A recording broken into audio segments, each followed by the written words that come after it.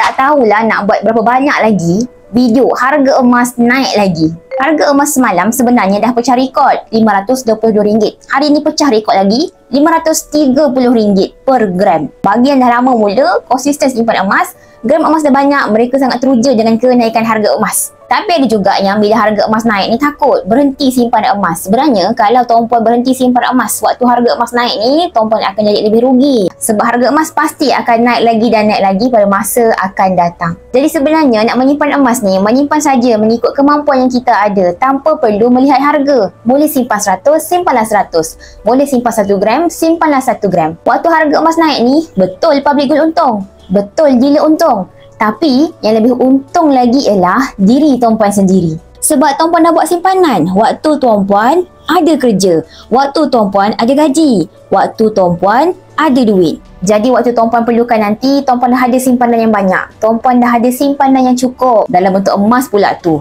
Aset kalis inflasi dan kekal bernilai sepanjang zaman. Yang dah lama bermula tanya, saya ucapkan teruskan konsisten untuk dapat keuntungan yang lebih besar pada masa akan datang. Yang masih belum bermula lagi, tak perlu takut dan menunggu. Boleh mulakan simpan emas hari ini dengan menabung saja serendah RM100 di dalam akaun emas Gap Public Gold, Gold Accumulation Program. Bersedia nak mulakan simpan emas rendah 100, boleh klik link bio. Saya bantu tuan-puan sebaiknya, insya-Allah.